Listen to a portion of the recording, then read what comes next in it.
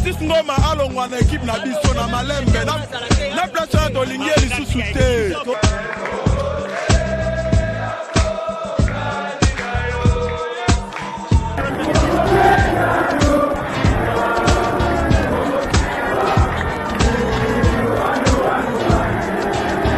N'avec il va même pas la traîner à la débat. Il verra bon. Et s'il y met un côté, à quel début? Tu vas la dame du flyer. Pendant que nous avons un bongo, moi je vais gagner par les idées qui n'ont pas gagné Kinshasa. Et ça l'a raté.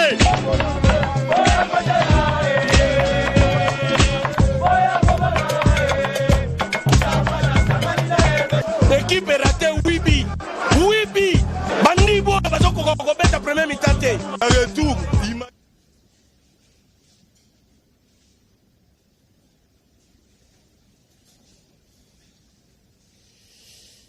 Esengo mingi na mitema vraiment ya kokuta na bino puis ya ko présenter bino émission sportive Tolobela Masano où est 4e numéro ya semaine lelo jeudi 11 février 2021 bande ko batali na zana esengo penza ya kokuta na bino pona ko présenter bino émission ko solo la penza na Itali Bongo sport ya mikilia poto ya Afrika et puis ya République démocratique du Congo bande ko batali boyebi tous en a fièvre déjà, il y a phase de poule, il y a des coupes interclubs, il y a CAF, parce que des équipes congolaises sont engagées dans la Champions League africaine, Oyo et Zalibongo, AS Vita Club, il y a Kinshasa, et puis tout puissant Mazembe, Anglebert, il y a Lubumbashi, alors on a coupe, il y a Confédération, Darin Club, Montema Pembe, il y a Azakobeta match, il y a tour de cadrage, Oyo, ils ont déjà prévu pour le dimanche.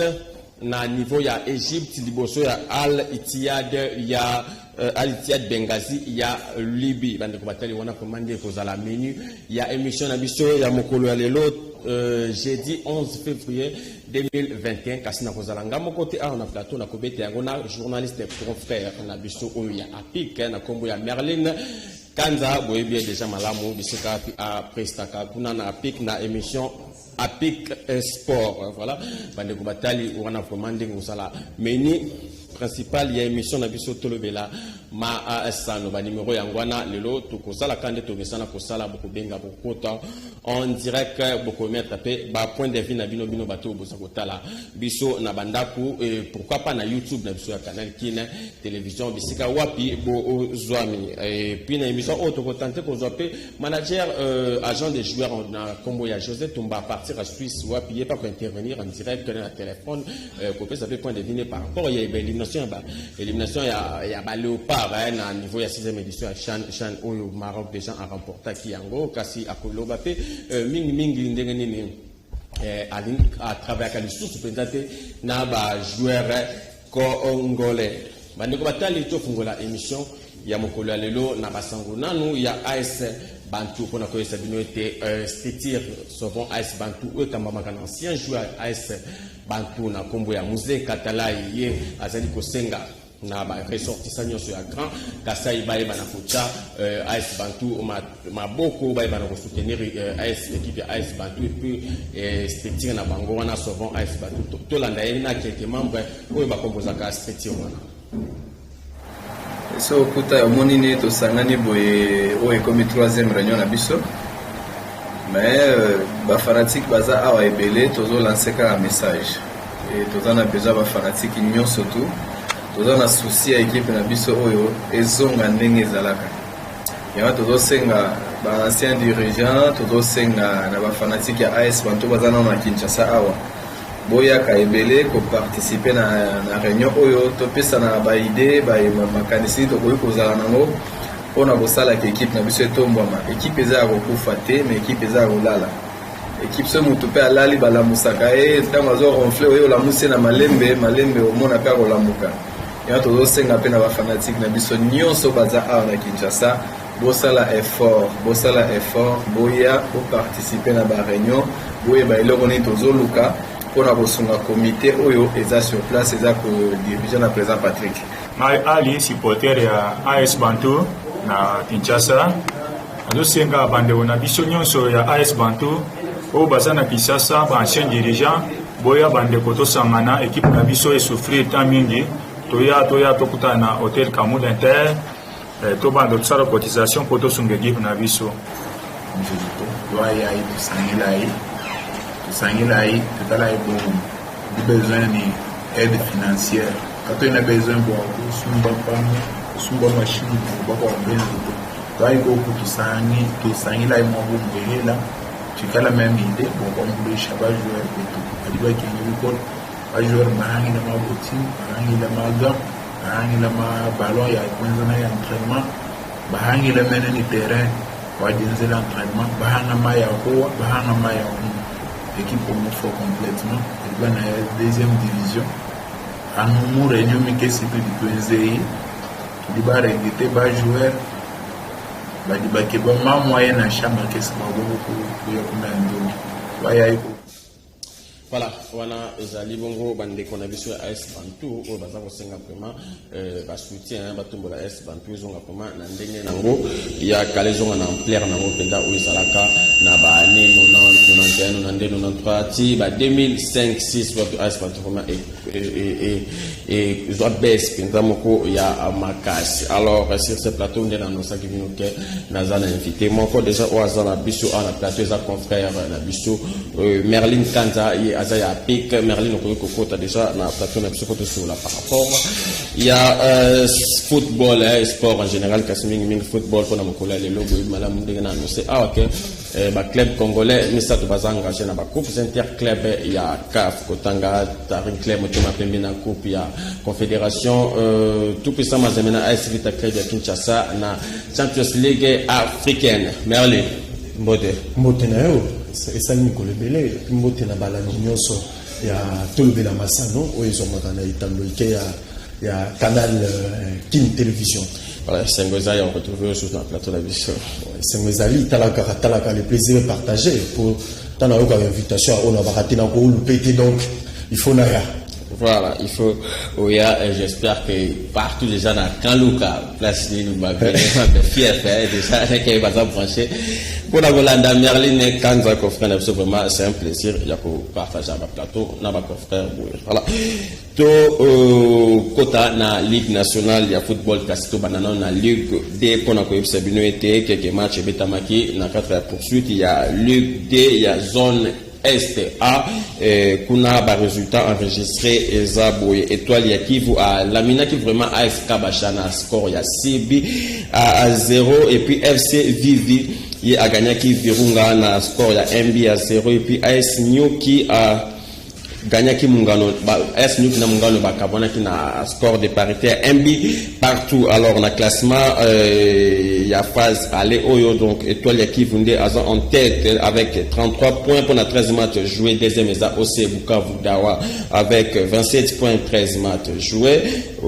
AS Nyuki a bouté Moisan à 24 points à troisième 13 matchs joués. Kabasha 18 points 13 matchs joués également. Il y a 4e, 5e, FC Vivi, il y a 13 points, 13 matchs joués. 6e, il y a Mungano, il y a 13 points, 13 matchs joués. Puis 7e, il y a Virunga, il y a 10 points pour 13 matchs joués également. Alors, Kaka, dans la Ligue D, cette fois-ci, dans la zone Ouest, et Sengeli Boyebake, FC MK, il y a Kinshasa, il y a champion, il y a phase aller, il y a Ligue nationale, il y a football avec 38 points. Grâce à la victoire, il y a hier, il y a jeunesse sportive, il y a Tchanguna score, il y a Déby à 0, MK à premier à 38 points, la lycée à Sekou, il y a 33 points, et puis FC Dijak il y a une troisième position avec 33 points. Merlin Kanza. Ah oui.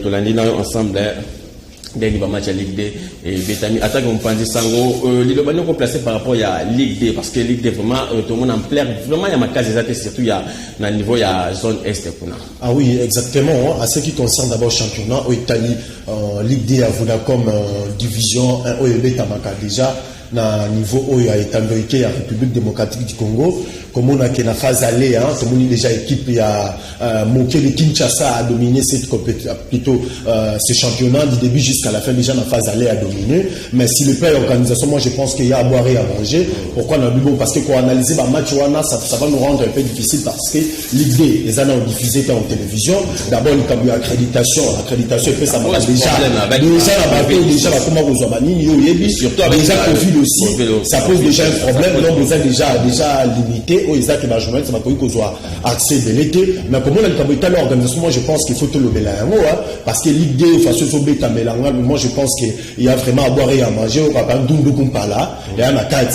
Au monde qui a équipe par déplacement sur ce équipe locale à Dibumba aller voir la rencontre à Kinshasa où il posera déjà problème parce que tu as vu déjà que le gouvernement central a Zouaki, il y a l'aviation, il y a déplacement, il y a équipe Moussou en charge, mais ils a déjà posé problème au Dibumba à Zouaki, il match Moussou soir, équipe Moussou il y a province, sauf qu'il y a Kinshasa où Baza logé à Wandi Bazoko, il faut match normalement, mais la Likamouana, moi je pense que déjà le gouvernement ou bien le ministère du sport, il faut déjà organiser Ligue 2 à niveau, il y a République démocratique du Congo, mais Kinshasa, mais Mexico, on a la province, ici, ça problème, les institutions à Makassi, donc il y a ça, j'étais sur Monica Bacha, à Outali déjà pour perdre la marque de 6 bis à bronze, à Betali déjà, à Betala Bukavu, l'étoile de Kivu, voilà, l'étoile de Kivu, 6 bis à bronze, ils ont déjà, qui score beaucoup, d'abord très lourd, autour Koloba, mais organisation, il y a vraiment la Ligue 2. Vraiment, moi je pense qu'il faut tout améliorer. Surtout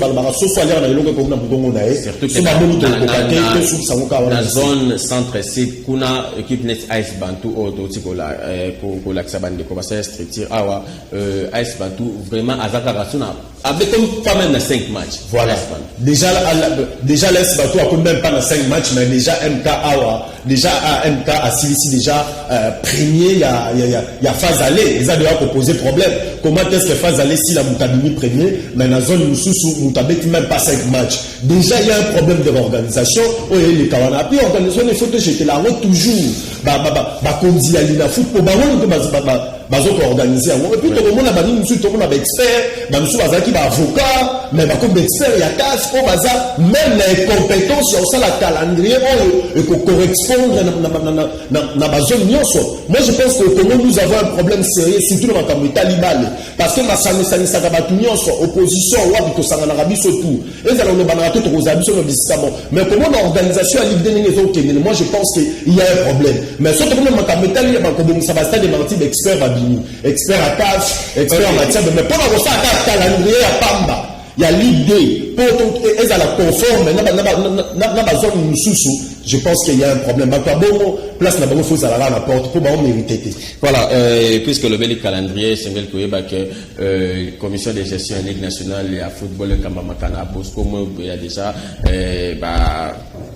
arrêté déjà aux Alibongo date, il y a début, il y a phase retour, il y a Ligue nationale à football, les a prévu pour le 18 février, pendant quelques matchs, il y a phase aller nano et c'est l'été. Donc c'est un dossier à suivre sur le Belango. Déjà il y a un problème. Phase aller si l'été, bon, déjà un match na manier maignon, des fois betana tout puissamment à Zembe, d'ailleurs une fois beta sous na JSK à na stade des Martyrs. Parce qu'il faut que nous tournions un peu la question, question où ils allaient soulever déjà, il y a des placements, il y a des équipes, l'entreprise en place, on entend à comboter pour direction commerciale, les aïeux qui sanctionner Bissot.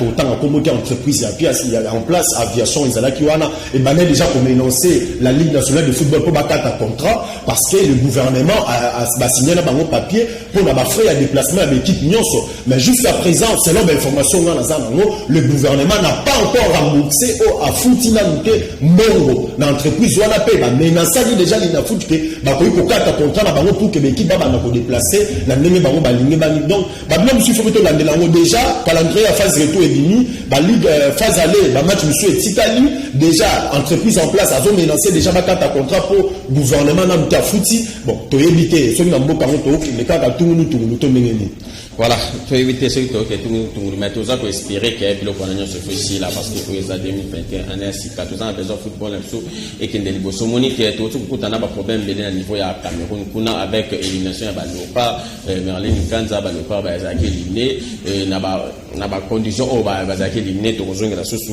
yango na simate. Alors réalisation ezali pour signaler puisque ndenge na no sabino awa que tout en direct na YouTube et puis ndeko manager agent des joueurs comme il y a José Toumba ouais bani déjà manager ba joueur rebelle na mboka na biso papa ba joueur ya libanda aza déjà en direct na émission Tolobe na Masano wapi aza ko landa biso yepe aza ko linga ko kota ko participer aza ko participer en direct na émission na biso Tolobe la Masano. Alors avant tout José Toumba na téléphone Merlin Kanza les loyo mais qui n'a biso misatu baza ko beta ba coupe interclub ya CAF l'artiste nini ko sala de manière générale pour na trois clubs na biso congolais. Bon, les petits autocours ça là, en fait, de manière générale, les trois clubs automobiles, Zabongo, association sportive, 20 clubs de Kinshasa et le tout puissant Mazembe. Je compris dans les clubs où Mapembe a déjà, ou a déjà s'est déplacé, quoi qu'il y ait Allah la Benghazi, parce que le club, la Bisso, Baza, novice, la carte de compétition, je crois que Baza déjà habitué, et surtout le tout puissant Mazembe, 20 clubs, on va phase de groupe, il y a Ligue des Champions, régulièrement, tous ces dernières années, avec les Mazembe, comme d'abord habitué, il y a déjà ma phase de groupe. Comme on a que l'équipe se retrouver encore dans 4 il y a carré magie, où il y a autre carré magie, la Ligue des Champions africaine, ils ont mauvais club et le tout puissant Mazembe. Le club a l'objectif à tout prix de gagner plutôt la Ligue des Champions africaine au Mama Bestine. Quand il y a qui a une vision comme ça, le club de Barcelone d'Afrique. Attends, on a vu les Barcelone d'Afrique, on a formé, on a 3T, avec Barbie, on a tout sangané, puis pour gagner 600, mais j'ai oublié, avec le phénomène, il y a système, il y a 3T. Déjà, objectif, il y a Bestine Kazadi, il y a Romain qui a une tête avec l'EP, non pas pour gagner plutôt la Ligue nationale de football, et non pas pour jouer la finale, parce que Vecleb a déjà joué la finale. Vecleb a déjà gagné l'INA Foot, donc ils ont bloqué à Sikate. Mais l'autre, ils n'ont pas Bestine Kazadi, vision, c'est de gagner d'abord plutôt Ligue des champions africaine, Mama Bessina, déjà, dès l'entame de cette compétition, il disait que Vecleb a vraiment à 90% pour gagner la Ligue des champions africaine. Bon, là, il faut plus qu'on a appelé un mot stratégique. Il y a commis qui ça pour respecter l'adversaire, mais l'ambition à Mama Bessina, non, au somba, jouer au Vecleb, au somba. Parce qu'il faut reconnaître, si le plan national, Vecleb a cette équipe à recruter, plutôt à recruter, jouer à Matas Koleka, d'autres équipes. Vecleb a la chance, il y a Rokende, Moussika. Mais pour Mazembe déjà, il imagine tout ce que Mazembe a bête à la toujours compétition, c'est pour gagner la Ligue des champions africaine, habitué de cette compétition. Mazembe comment est-ce qu'il va aborder ses adversaires? Parce que pour le match, il y a Bajeta, qui est plutôt un mini tournant en Zambie, à rencontrer la Tanzanie plutôt, voilà, très bien, à rencontrer qui plutôt adversaire, il y a Khartoum, il y a Soudan, il y a Bavini Bongonga, voire même que Mazembe, il a été même battu par le score de 2-1, mais on a vu que Mazembe, il reste toujours Mazembe, mais je crois que pour Mazembe, tout reste à faire parce que, ça tire à Mazembe, il y a des jeunes joueurs au Baza pour créer au moins sensation à Mazembe, à l'égard, il y a les jeunes, les Messi congolais, Isaac Chibangu, au Azawana, tout flamme malgré Ataki Chalmer, il est revenu encore à Mazembe, il est là, Azaz, on a confiance à Panfi, et surtout aussi Panfi, à Zongi, pour démontrer à la face du monde qui n'a pas congolais, à Kinavi Kotanga, à Zomi Skopo, à Pesa Mazembe. Pour la dame moi je pense que pour Dari, il y a encore à boire et à manger. Merlin, s'il vous plaît. Dari va être confédération. Confédération africaine. Tout aussi, c'est notre dossier, il y a avec Mazembe. Très bien, Ligue des champions. Avec club, na Ligue des champions, avant qu'on ait tapé ma sola Daring, mais en gros, tout qu'il y a une image, notre image, puisque tout le monde a Mazembe. Tout à l'heure, président, il y a supporter, il y a tout que ça Mazembe, awa, na Kinshasa, Jeff Kapondo, en même temps, président, il y a Mazembe Dame, Mazembe Dame, où est section, Sika, Bakria, qui section, foot Dame, pour na Kaka pour promouvoir football féminin à Wanamboka Nabiso, Jeff Kapondo Aza, président Nayangoye, a un espoir que Mazembe a gagné match il y a samedi contre Belisdad il y a Algérie et bien que match est vraiment ma casto l'andaï. Bon, et Mazembe est en train de préparer sereinement cette rencontre du samedi prochain et nous pensons que théoriquement Mazembe part favori, d'autant plus que Mazembe est omniprésent dans ces championnats-là Et à ce niveau, nous pouvons avoir la prétention de dire, sans être contredit, que la foudre de guerre pour les Algériens, c'est Mazembe, puisque Mazembe, c'est un club que tous les Africains ne souhaitent pas rencontrer sur son parcours au jour d'aujourd'hui. Au regard de sa préparation, nous pensons que tout a été mis en œuvre pour que Mazembe puisse gagner la rencontre vendredi. Et vous avez suivi sur le plan local comment Mazembe s'est préparé. Et Mazembe a eu même cette chance d'aller faire un petit stage en Tanzanie où ils n'ont pas été du tout mauvais. Et à cela s'est ajouté le recrutement que Mazembe venait d'effectuer compte tenu des petites faiblesses qu'ils ont constatées sur la ligne offensive. Et nous pensons qu'avec ces nouveaux recrues, s'ils auront la chance d'être alignés, il y a lieu d'espérer que Mazembe a plus de 90% de chances de remporter cette rencontre de samedi prochain. Voilà, on est président Jeff Kapondo, président ya Mazembe Dame, Jeff Kapondo azaki ancien président ya Ligue nationale ya football. Alors Merlin Kanta, Mazembe lelo retour ya Mia aux affaires comme entraîneur titulaire parce que azaki akende pour renforcer moi capacité dans le niveau il y a Europe wana mais il y a eu champion d'Afrique avec Mazembe il y a Ligue des champions et puis en tant qu'entraîneur adjoint na Hubert Veli du joueur de Bazoa qui en 2015 voilà. Est-ce que c'est rassurant il y a raison que c'est que comme on a Mazembe à Champions League saison? Ah oui, moi en fait non, le bac c'est rassurant dans le sens que parce que vous savez Mazembe est dirigé par un président que le Congo n'a jamais connu, c'est Moïse Katumbi Chapwe, ou un président sponsor direct à Mazembe, où il n'a toujours pour promouvoir bien-être à Congo, il n'a toujours pour pousser à Baba Mboka Bakende Liboso, à Monaki qui est Mazembe qui dirigeait et pas expatrié Belé. Maintenant c'était plutôt une question il y a prouvé sa confiance na Bana Mboka, où il y a déjà l'équipe Mazembe ça peut attaquer Kasonongari après un moment à Matisi Pamphile Miayo dans la tête à Mazembe au Pamphile malgré Bilan a été dans la Mazembe qui est largement négatif malgré les interclubs pour gagner qui étant entraîneur titulaire et après pour gagner Ligue des Champions chaque niveau il faut qu'il d'abord pour apprendre à niveau à Belgique à quel pour ça la stage na Standard de Liège après stage à 6 stages qu'il faut bien souligner parce que Pamphile n'a pas encore terminé ses études à Zoma qui a niveau à Mboka à travers son président Moïse Katumbi Chapwe à PC Aval Siko Atikelié Ngwende a dirigé Mazembe. Na Ngwende Atikelié moi je pense que l'exercice question moteur retour na que Pamphile fois à s'habituer à l'équipe à trouver mayonnaise à ça non parce que a eu déjà au Sati à Mazembe très bien parce que sur Otali Zekovic Trazel Zekovic l'entraîneur du coup puissant Mazembe Azalaki directeur technique dans le pays des Serbes à Tiki niveau à Mazembe Nicolo a gardé au Sati à Mazembe toujours Nicolo ma place dans le sens que au monde à Mazembe na foot à perdre devant un match de l'été mais maintenant où ils allaient Ligue des Champions où le Pamphile a Robeta où déjà pour aborder l'équipe à Algérie où les équipes à voilà équipe match l'équipe à la babeta même demi-finale il y a Coupe d'Afrique nationale du Grave A on a Kinshasa.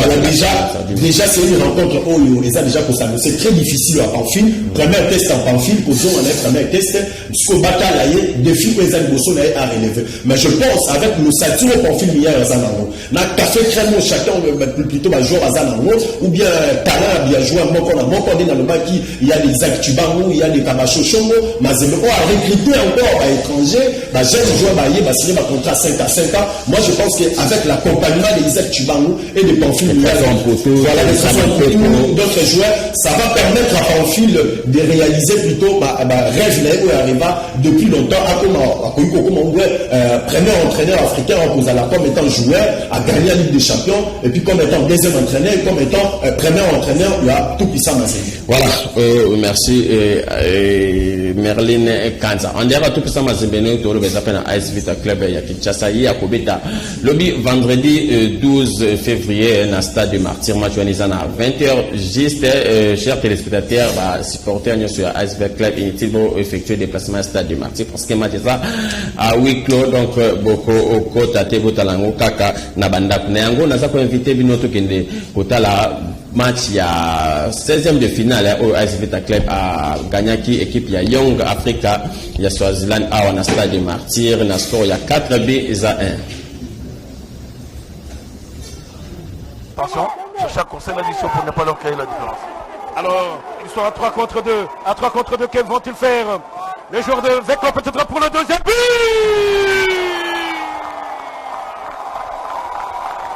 Le deuxième but de Veclo France. Le deuxième but, coach Guillaume Ilunga. Qui le fait?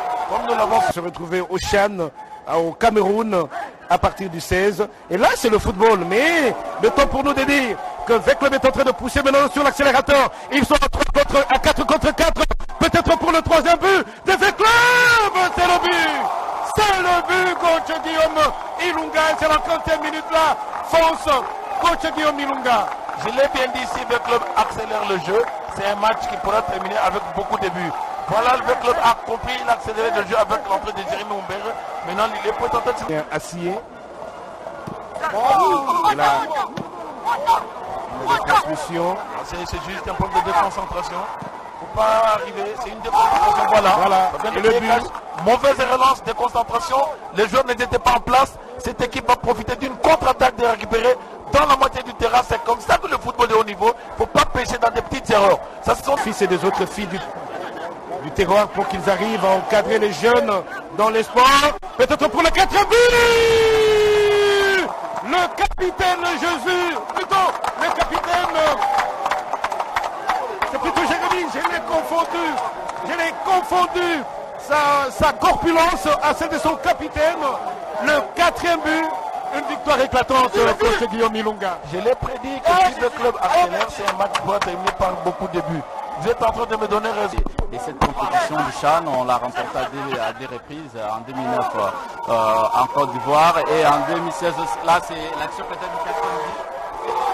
Raté, très belle sortie du gardien des Young Web. Que là, on joue pratiquement la fin de la partie, comme je suis en train de le dire. 4 buts à 1. 4 buts à 1, il faut le dire, coach Guillaume, ça a été une belle seconde mi-temps pour Veclo. Nous l'avons prédit, Veclo ici à Claire. Veclo aura marqué beaucoup de buts, ça s'est matérialisé. Là, nous pouvons dire chapeau bas parce que là, c'est sur le plan de la lecture du jeu de l'adversaire. Voilà, belle victoire. Il y a AS Vita Club, il y a Kinshasa, il y a Young Africa, il y a Swaziland. Merlin Kanza, AS Vita Club a oublié qu'en développé, a une ambition comme ça, Barcelone d'Afrique, mais vu l'ossature, changement, on a tout dans la tête, il y a coordination, il y a AS Vita Club, Bestinaye, et entraîneur, bien sûr, Azani, mais départ PBL. Vous osez croire que le club est là, Azan, capable de comment la finale. Mais oui, exactement. Quand on regarde que Veclo est capable comme la finale, il y a Ligue des champions africaine cette année. Pourquoi je dis oui, Veclo a mérité d'abord Sotani, plutôt des grandes équipes. Il y a République démocratique du Congo, il y a aussi le plan recrutement d'abord. On a que Veclo a Nicolo. Et Veclo a recruté beaucoup plus sur l'étendue nationale. Comme on a Veclo a recruté sur l'étendue nationale, Veclo il se trompe rarement pour recruter un joueur dans l'étendue nationale. Veclo sont dans un joueur à Tchéoli, c'est-à-dire qu'aux abons. Tout le monde va il est pour le football du Congo. C'est-à-dire que c'est quelqu'un qui se trompe rarement. Veclo a fait déplacer même les expatriés. Beaucoup de joueurs dans la carte avec Veclo, tout le monde a même charnière centrale avec Veclo. Et ça gardé par par les expatriés. Comment on a même ligne, il y avait les gardés par Omoso là. Qui croyait qu'aujourd'hui, nous, comme à cause à Mopandi. C'est-à-dire quoi? Il baignait à sa philosophie, il baignait à sa façon de voir les choses. Vekler, Hazard n'a droit de rêve mon côté cette année. Maman Destine a eu la vision là. Personne ne croit qu'aujourd'hui, à Miss, à peu qu'on dit ça, Vekler des finales. Il y a Ligue des Champions là, à 4, mais Vekler, Hazard, l'objectif, parce que Maman Destine, d'abord, détermination a eu la vision, elle a dit cette année, c'est de gagner la Ligue des Champions un point, un train. Maintenant, il plutôt à proposer Maman Bessine à proposer Maman Bessine ma piste de solution. Pour gagner, il faut recruter. Pour gagner, il faut mettre des moyens en jeu. Et Maman Bessine a mis des moyens en jeu. Comment le recrutement avec le Bassan? Moi, je suis d'accord. Si cette année, Vekler jouera la finale de la Ligue des Champions africaine. Merci beaucoup. Alors, chers téléspectateurs, on a trouvé le téléphone, beaucoup benga ou fait ça fait. À Vinabino, avant tout, tous bétapé, ma souleur d'Arin Club, mon thème à Pembe Banimo, on a vu sur la des champs, en direct. Alors, bandeko batali ndenge na no sekino awake tozana ndeko José Tumbaza manager agent de joueur pour la collecte partir en Suisse vraiment il faut payer à participer à l'émission mais avant à côté tous on ndeko oyo za benga na Kinshasa. Allô, bonjour ndeko benga à Tokombola. Allô. Oui, bonjour. Oh, Papa Massamba alimenté. Oui.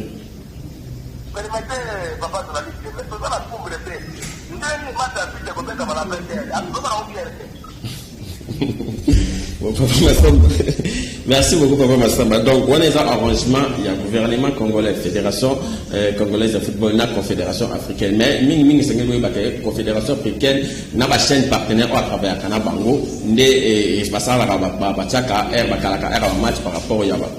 Il y a une retransmission pour le match, il faut mettre 16 face au match, il y a un match à 16 il faut pas un match sous parce que la Confédération africaine a une chaîne de là, il faut un décalage, on a un match, donc c'est un peu ça.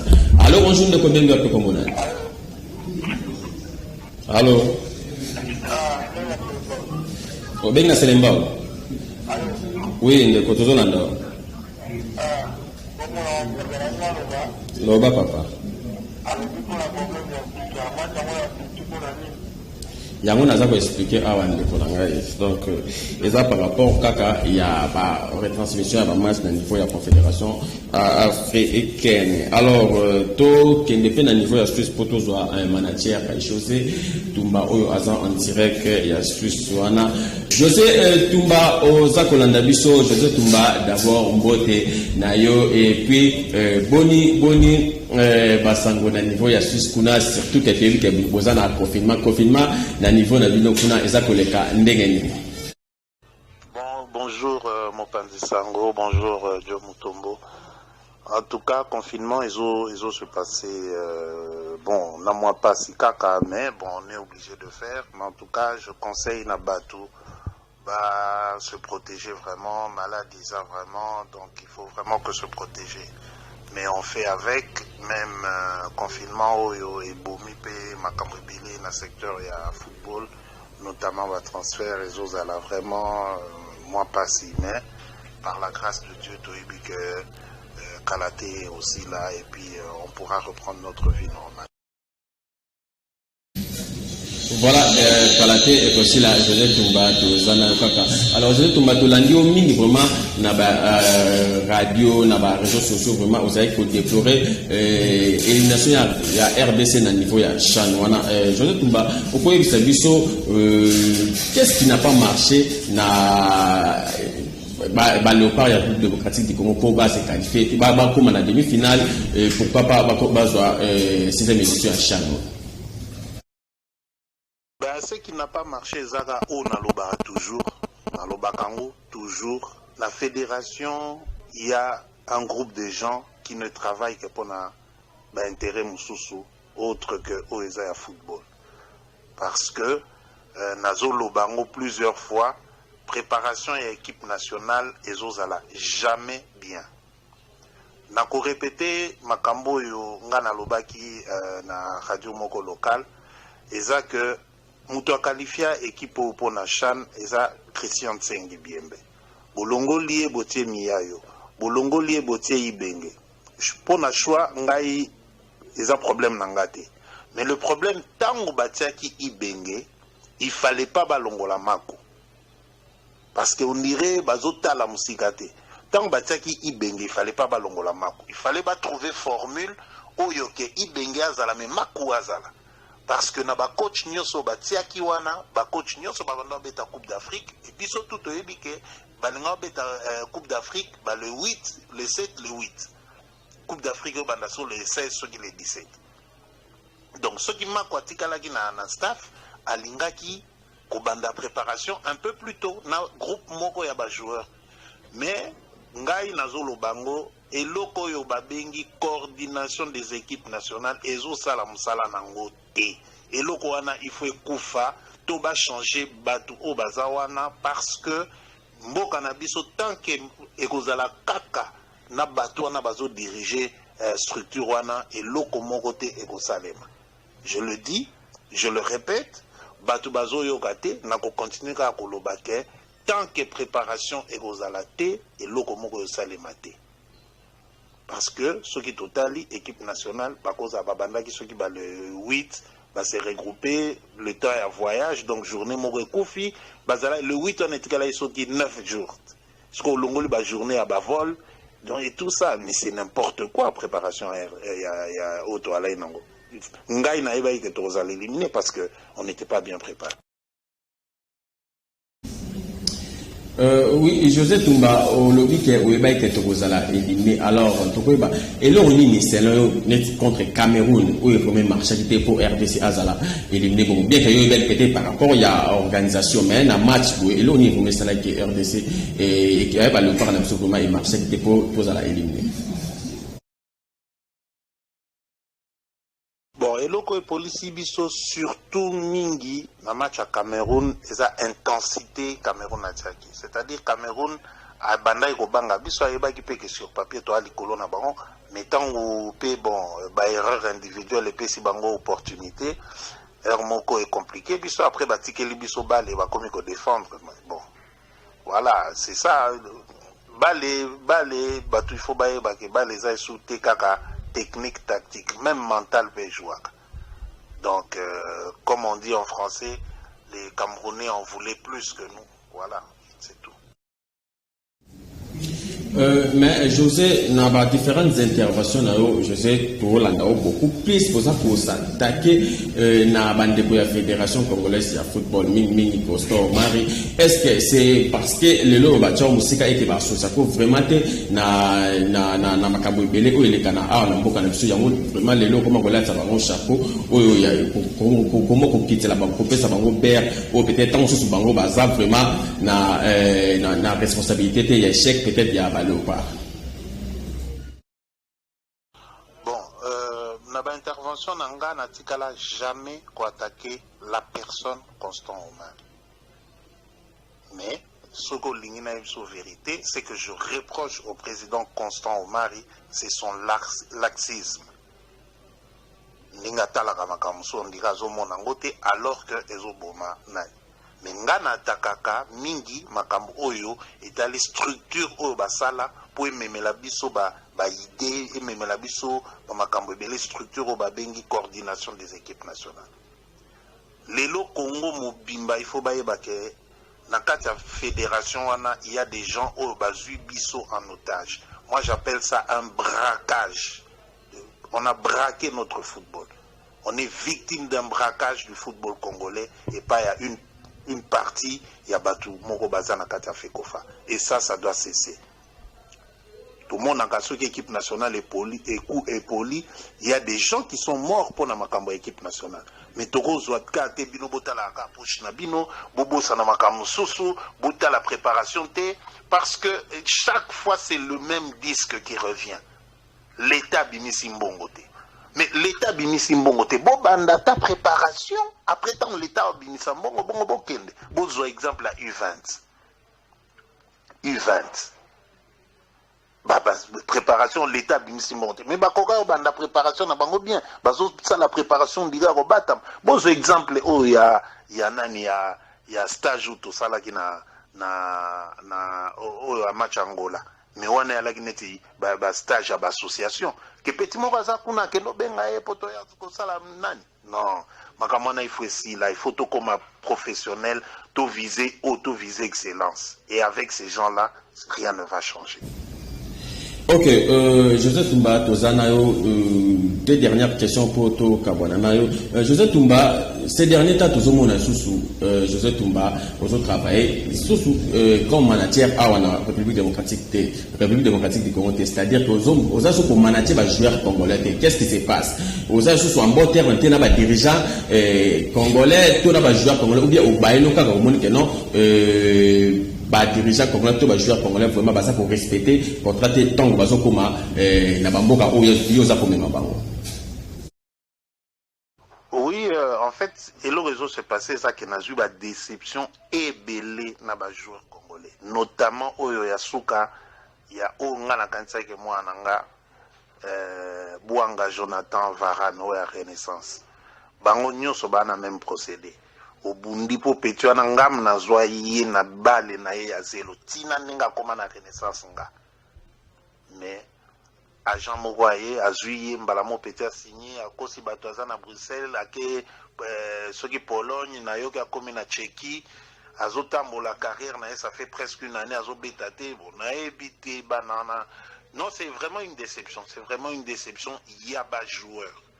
Dirigeant, très bon dirigeant baza aux Monaco solo l'année aza vraiment l'action qui azana un intérêt il y a joueur avant toute chose notamment président Lambert Osango il y a Rangers président Adonis Azalapi très ouvert président Lolo non il y en a beaucoup au baza penza que vous pouvez travailler et tu sens que bazo est vrai pour la jeunesse. On a un problème. Le problème est mingi bas joueur bango moko. Ça fait peur d'investir sur un joueur congolais. Pour Osukaka na déception. Donc joueur neti Jonathan Bouanga, Lelonda Betty peut-être Chan, mais abomi carrière nae, to mi bomba te ajo ate waneza age nae te, nzoto pe boyakat. Voilà, José Touba, to chité na yuat, question ya souka poto chitono to continuer na invité abiso to sane na plateau a et puis to za ba téléspectateurs ba sako benga José Toumba lelo sikoyo ba club d'abiso trois clubs congolais et eza o bendeza CG émission o yo vraiment ko participer ba za engagé na ba clubs interclub ya CAF potanga avec club terrain club et puis tout puissant Mazemba Anglais. Est-ce que ba za na ba chance ya comme musika na ba clubs interclub ya CAF na darin kokende même kozwa finale parce que finale suka zaka na 1994 José Toumba. Bon, tout est possible en football hein. Tout est possible mais je suis assez sceptique pour na parce que Mazembe n'est plus Mazembe Tikali combo plus, mais ce n'est plus la foudre de guerre Ndengue Zalaki il y a quelques années. Avec le bazar na période, disons, de transition, Bassali recrutement a bien, mais bon, je pense qu'il faut renforcer Pointe Nabango. Et puis, Daringaza victime, il y a interdiction, il y a recrutement. Mais en tout cas, je les vois très mal, à moins d'un miracle, comme en finale et puis gagner. Voilà, merci José Toumba pour la participation dans l'émission. Je crois que nous continuons dans l'émission Oyo Ezali et Koya. Alors, tous les invités nous sommes Merlin Kanza. Merlin, Darren Clémenté Wapembe, Azakobeta, dimanche na Al Ittihad Benghazi ya Libye. Vu tout ce qui s'est passé ces derniers temps, parce qu'on va jouer Ebongi. Vous ne pensez pas qu'il faut perturber sur le plan moral et que ça, résultat, moi, pour niveau Égypte, parce que match est en Égypte, mais en Égypte. Non, moi je pense que Joaquin, si le plan est à psychologie, si le plan mental est stabilisé, il peut jouer, dirigeant Daring Clémenté m'a même encore ça la pour Daring le tout palmaroche ma Kambasuka. Moi je pense que les autres salariés vraiment les autres salariés plutôt biso pandissango vraiment pas signé na monté moi comme on a les grands Daring à commencer à niveau oyo. Moi je pense que ce dirigeant Daring baza vraiment conscient ba makambo bazo luka ba yebi que ba supporter na posa ba que équipe na bango qui est avancée et évoluer qui est liboso faut pas tika et puis ba makambo wana parce que tous les acquis Mouko Barol Mouko Barel plutôt à nos sacs déjà départ à Kenda qui même et puis à Zongi comme on a déjà pour terminer pour Zonga ils ont déjà pour perdre confiance Mouko Boué la carte effectif il y a équipe il faut comprendre mais oui exactement il faut comprendre si l'équipe déjà a beau équipe pour renouveler ou à suivre même déjà que 11 mois il y a un paiement aussi dans le club Moutima Pembe il y a même certains joueurs au acquis déjà dans le club Moutima Pembe en fait c'est un Nigérien ou acquis dans le club Moutima Pembe voilà dans la campagne de salaire. Moi je pense que à ce qui concerne la dirigeante dans le club Moutima Pembe bazo pour mériter qu'on a la nion sur les sortes des responsables parce que baza la responsabilité comme on a communiqué dans la carte à Daring pour ça la montée non il faut moyen ba na Daring actuel comité ba kutinde ba nyongo wana engagement wana non mais bazo ke nango de manière progressive il faut souligner le comment kobo Videti Mangaye a okuta ba nyongo o bilatikaki il faut dire des choses vraies Videti Mangaye a okuta ba nyongo minako atikaki na table ba nyongo bilatikaki ba sal batikaki na table et Videti Manga n'a pas assez de moyens pour la refuta ba dette wana nyonso mais le match chez Daring c'est quoi? Daring aime toujours recruter des expatriés alors que Daring n'a pas assez de moyens. Daring souffre plutôt de l'obésité financière. Il y a match, il y a dimanche. Exactement. Par rapport au match à dimanche, toujours à la situation exacte que Daring Fayeba, en face de lui, il y a maintenant Al-Hilal Benghazi. Oyo, il y a Libye. Ce sont des Maghrébins. Au Babé Tanabal, la Union sur la Yebi. Bango bazar la provocation. Babombasi, ça a déjà match à Bango d'aller.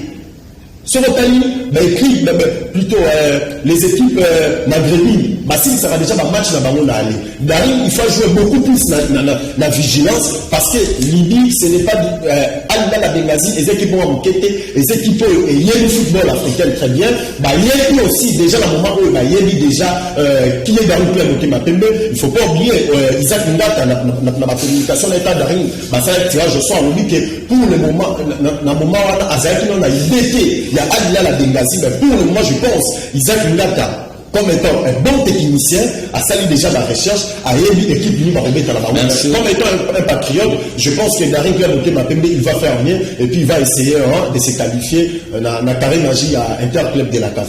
Voilà, merci à se qualifier dans Carré Magie parce que Wana Eza tour de cadrage. Donc, Eza Kakande Touloubana Ngala Opoli, au Longwenon, dans la phase de poule, contrairement à tout ça, Mazembe, na AS Vita Club, il y a Kinshasa. Merci d'assistance, na Roméo Lingolo, mon confrère, Roméo Lingolo, Diba Divé, ou assistant, Lelo, na plateau, il y a Tolwe Massano, Roméo, Lingolo, Badivé, donc merci d'assistance, na yo. Émission Sili, si j'ai autre, on continue un beau lobby vendredi, Ngamon, on s'en pour nous présenter Bino numéro, il y a Tolwe Massano, il y a Souka, il y a semaine, mais rediffusion émission, il y a Lelo, tout à l'heure, on a 18h15, qui met en zambé des années, une boutique, voilà, ciao.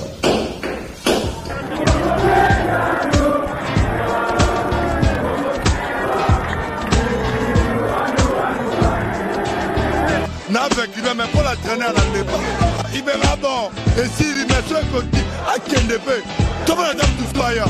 On a mis nos cadets en bongo. Moi, je suis gagné,